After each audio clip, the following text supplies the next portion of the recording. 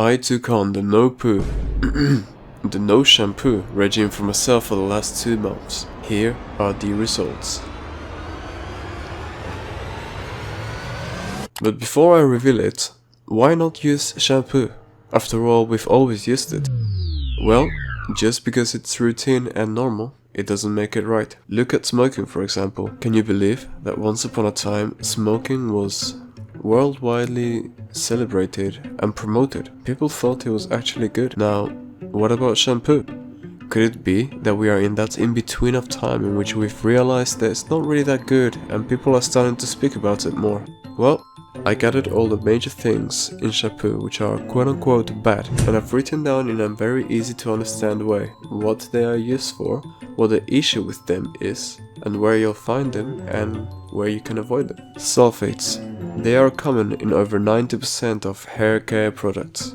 The issue with them is that it strips our natural oils and it causes dryness and irritation, as well as hormone disruption. To be precise, infertility or estrogen induction. It can mimic the effects of estrogen in the body, for example sodium lauryl, and it may also interfere with the production of testosterone. So, all in all, this is bad for everybody, but it's especially terrible for males. Next up, we've got Parabens. They're widely used as preservatives in shampoos as well as conditioners. The issue with them is also a disruption in our hormones which affect our reproduction. It also harms our skin. You should avoid any ingredient which ends with the word paraben. For example, butylparaben, ethylparaben, methylparaben. I'm sorry by the way, I'm probably butchering a lot of these words. Next up is a little bit of a crazy one, polyethylene glycos. Yeah, the name isn't the only thing that's amazing about this one. It's actually a thickening agent derived from petroleum, so obviously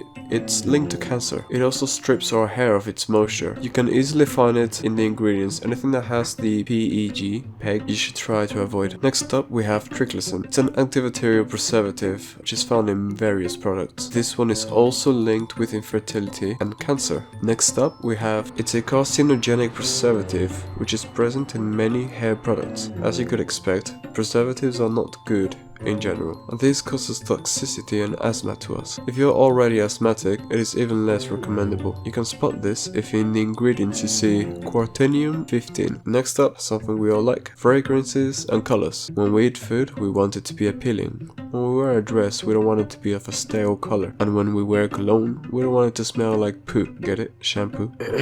Anyway, fragrances may contain harmful and undisclosed chemicals, which will be linked to health problems in the form of alcohol or other types of perfumes. So when you see a very mystical fragrance in the ingredient section without it telling you what it is, avoid it, as well as colors that have FDNC or DNC. Next we have dimethicone. It's some sort of silicone. This is what gives that short-term softness when you get out of the shower and your hair is on point and you're feeling good, you're feeling great. However, short-term solutions provide long-term problems. In this case, long-term dryness and scalp problems. Next up, and finally, retinyl palmitate. Another thing that gives skin problems, cancer, and obviously reproductive issues. Now you may be freaking out and thinking, holy shit, it's killing my future babies, alongside many other things such as cancer, skin problems, overall hormone disruption, and of course, worsening your hair health. And now you may be debating, staggering, should I try it or not? Well, let me show you what it looks like after 2 months. Here comes the grand review.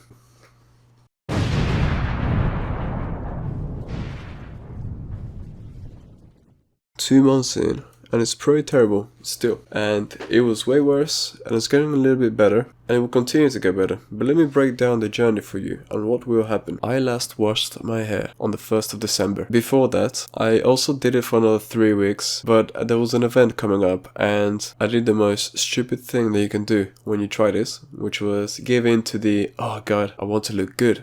I want to look better. And I washed my hair and I renewed my streak as if it was Duolingo. The problem with this is that it resets. You have to start and struggle all over again. In the process of your hair building up the ability of looking good by itself, you will look bad for a long time. And I still had to learn about the no shampoo diet and how to treat it, how to treat myself. And I feel like I've gone through war now because I took all of the New Year and Christmas photos with my family without washing my hair, with terrible hair. So the big once in a year event is done and I don't have to take many more photos because normally speaking I don't. However, there's a great technique, a method that people use which I'm going to show to you and do with you in order to avoid all of this drama and allow for you a smooth journey. Come, let me show you. There's a super effective method which is more effective for males, to be honest, and it involves a tool.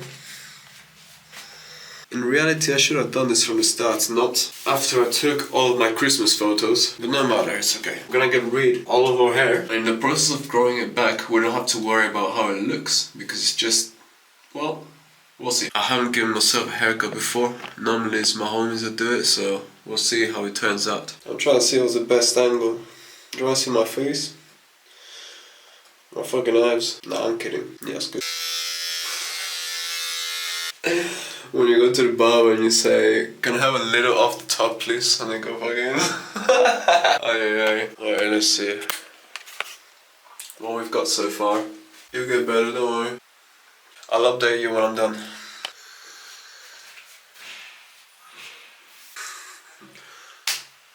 Bro, I look like a...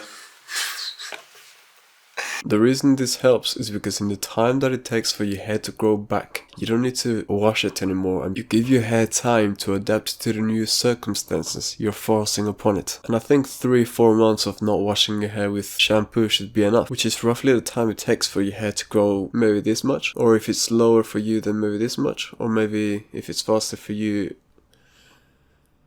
then I'm jealous. Anyway, whilst I did my research about how to take better care of my hair health, I found out all of these things about cancer and about the hormones and infertility. This might be plenty of incentives now for you ready to take action, but if you need any guidance as to what you start using product-wise, then don't worry.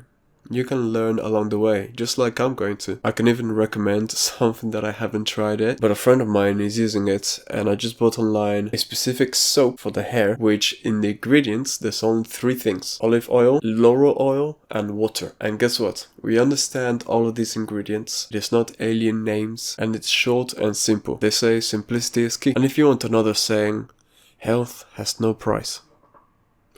Although, well, it doesn't really apply because it's actually quite cheap. Cheaper than normal shampoo and conditioning. And don't worry too much about the vanities of, oh, what if I look bad, whatever. Well, what if you took some time to make yourself look better in the future and just maybe looked a little less good now? And then prioritize everything else at the same time. And plus, come on brother, I don't think... Look at my entries, alright? You're most likely not going to be worse than me. And if you are, then bro, you're like Aang from Avatar, and that's okay. You're handsome, bro. Anyway, care for yourself, strive to be 1% better every day, and much love.